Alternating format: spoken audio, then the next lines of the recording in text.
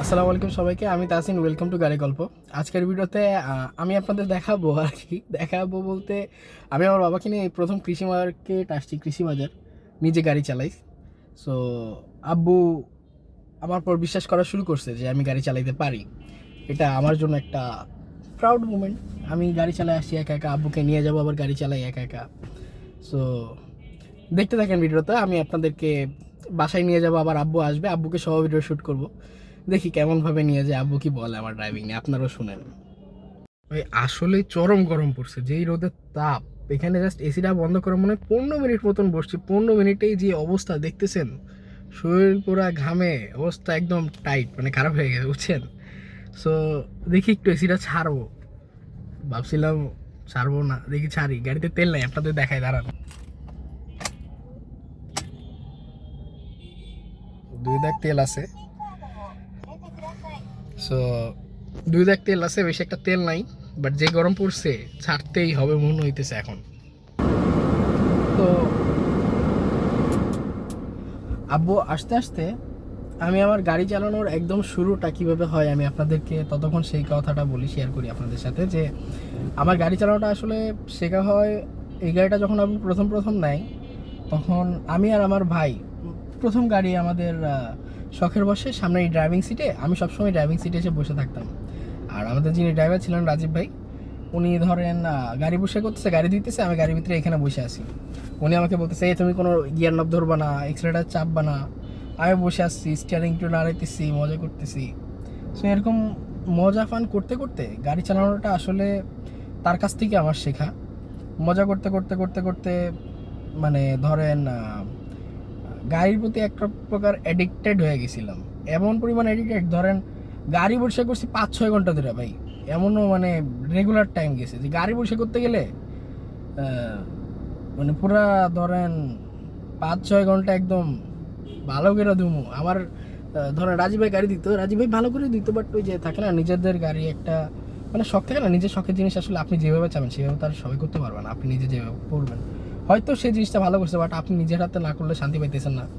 So ধরেন ওইরকম একটা বিষয় ছিল যে গাড়ি পরিষ্কার করবো, আর তার হাত ধরেই শেখা। সে প্রথম প্রথম আমাকে বিভিন্ন গলিতে, মানে আমি তাকে রিকোয়েস্ট করার পর, অনেক জোর জবরদস্তি করার পরে, সে যখন একটু আমার শেখানোর সাহস পায়, তখন একটু হালকা গলিতে ছাড়ছে, এখানে ছাড়ছে, ওইখানে ছাড়ছে, কিছু টিপস দিছে, বলছে এমন করবা, এমন করবা না, এক্সেলেটারে পা দিবা না, আস্তে চলো, অসুবিধা নাই, পিছন থেকে 2টা গালি দিলেও অসুবিধা নাই, আস্তে চলো, নিজে যেইভাবে কমফোর্টলি চলতে পারো অমনে চলো, রাইট থেকে। সো হ্যাঁ, আমার গাড়ি চালানো শেখার সম্পূর্ণ কৃতিত্ব ওনার।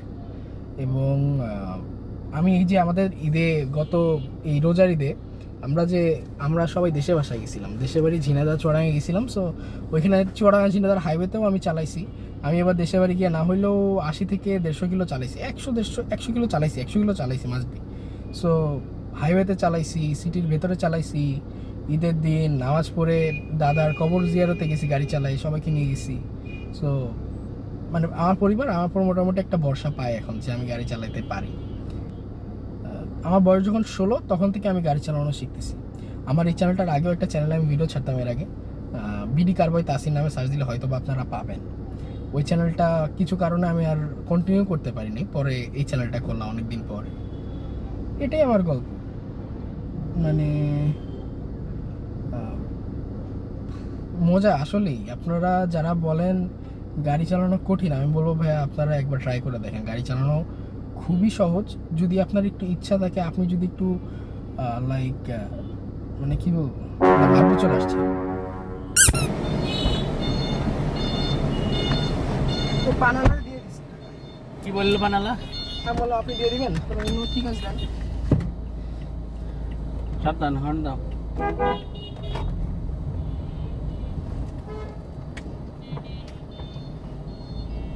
আস্তে, মানুষজন আছে।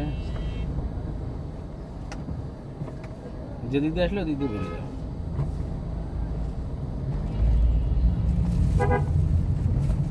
আরামে বাজার করা হয়ে গেল। যে ঘামিছি। ব্রেকটা ঠিক করতে হবে বাবু, ব্রেক লুজ হয়ে গেছে, ব্রেক ধরো না ঠিক মতো। আচ্ছা, বামে যাও। একবার মেইন রোড দিয়ে বেরিয়ে যেতে যাও। রিক্সা মিক্সা জ্যাম থাকে তো।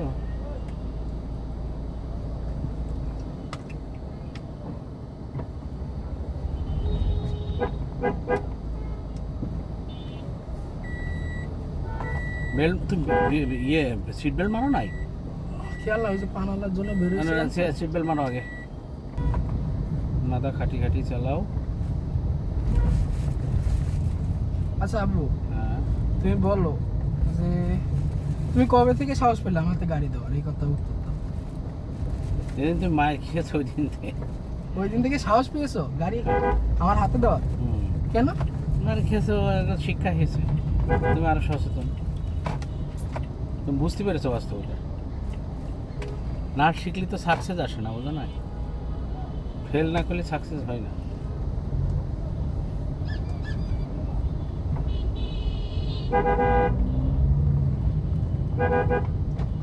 আচ্ছা, না মায়ের খাইছি ওই দিন তুমি কনফিডেন্ট হয়েছো যে ঠিক আছে গাড়ি হাতে দেওয়া যায়, শিখছে কিছু? হুম, আচ্ছা, আর ওই সময় যে গাড়ি হাতে দিয়েছিল, দেশের বাড়ি গেছিলাম, কি ভেবে দিয়েছিল তাইলে? ভয় ভয় করতে তো দিয়েছিলাম। আটা তিনে দেয়, সেটা তিনে দে দিনি। আনতেছি বাজারে দেই, বাজার কিনে একদম। তোমার এখন কি মনে হয় আমার কোন জায়গায় একটু দুর্বলতা আছে? মানে তুমি যদি আমাকে as a driver point of view থেকে দেখো। মানে ঢাকা শহরে যেদিকে যাবো সোজা যেতে হবে, গাড়ি বাই করা যাবে না, এই জায়গাটা তো সমস্যা আছে। আর একটা সমস্যা আছে যে ব্রেক করার ক্ষেত্রে স্মুথ না। আচ্ছা, দেখো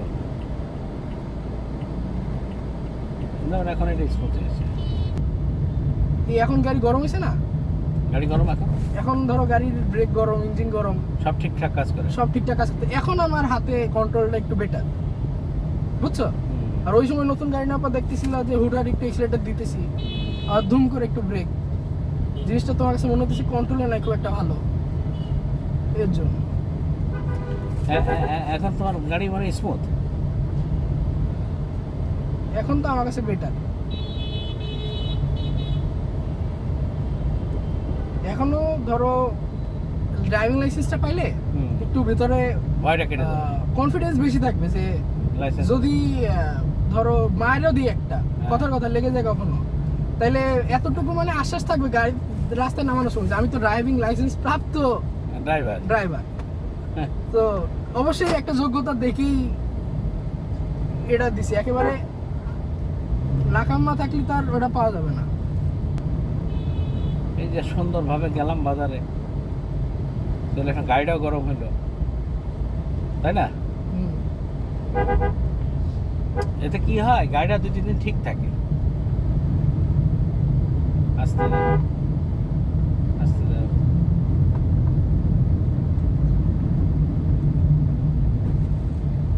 এই যে ব্রেকটা স্মুথ আছে। এখন স্মুথই হবে, গাড়ি এখন গরম তো, এখন সবগুলো ব্রেকই স্মুথ হবে। ইমার্জেন্সি ব্রেকটাও মানে একটু জোরে ব্রেক করলেও স্মুথ হবে, একারে বসায় না দিলে। ও, গাড়ি গরমের উপর অনেক কিছু ডিপেন্ড করে না? হ্যাঁ, গাড়ি গরম থাকলে ব্রেক ধরো এটা যায় না, আর গাড়ি ঠান্ডা থাকলে ব্রেক ধরলে তো এটা যায় ডিস্কের সাথে, বুঝো না? ও, তখন ওই ঘষাটা বেশি লাগে। এখন গরম তো ঘষা লাগে, বাট স্মুথ ঘষা। মানে ওটা অ্যাডজাস্ট হয়। হ্যাঁ, তোমার মনে হয় আমি হাইওয়েতে গাড়ি চালাতে পারবো? হ্যাঁ, পারবা, আস্তে আস্তে পারবা না কেন? বর্তমানে না, বর্তমানে রিস্ক আছে একটু। ডান সাইড দিক দিয়ে তোমার ঝামেলা আছে, বামে ঠিক আছে। যেদিকে ঝামেলা ওই জায়গাটাই ঝামেলা আছে। তুমি ডান সাইডে মার খাইছি বলে বলতেছো? না, তোমার লুকিং গ্লাস দেখা বা ডান সাইডে তোমার তো ঝামেলা আছে, নাহলে মার খেতে না। সব ড্রাইভার মার খাই বামে, মানে তাদের দুর্বলতা বামে, আমার ডানে। তাহলে তুমি আমার প্রথম কবে একা একা গাড়ি চালাতে দেখছো? অনেক আগেই তো, তাও কত বছর আগে? 3-4 বছর আগে। 3-4 বছর? তো গাড়ি বয়স তো 3-4 বছর। এই 6 বছর গাড়ি। গাড়ি বয়স 6 বছর? দেখি তখন তুমি 8-9 উঠলে তখন হাত দিয়েছো। এই যে এখন একটা জোরে ব্রেক। না, আমি ব্রেকটা দেখিনি তো, এই জন্য একটু চাপ দিলাম। ডানি ভাই তাকিয়ে, আমি বামে তাকাচ্ছি, তুমি ডাইনে দেখো, আস্তে করে দিয়ে গেলাম। আমার ব্লার ফিটেছে শালারা।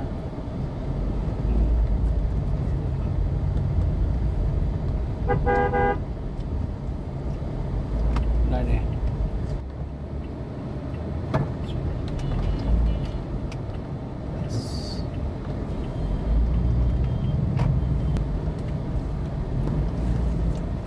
যাও।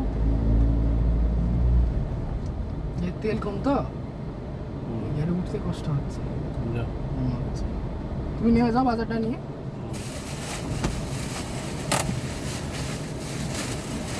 সব এই করে দিয়ে আসবা, হ্যাঁ? না তুমি যাও নাকি বাজার নিয়ে আসবো বাকি?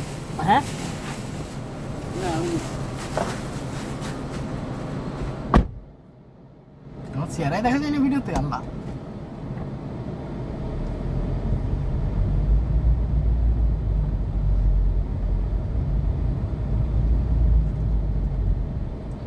যাই হোক, আব্বু ভরসা তো পাইছে, ভয় এখনো আব্বুর মনের ভিতরে আছে, যা বুঝলাম। স্বাভাবিক।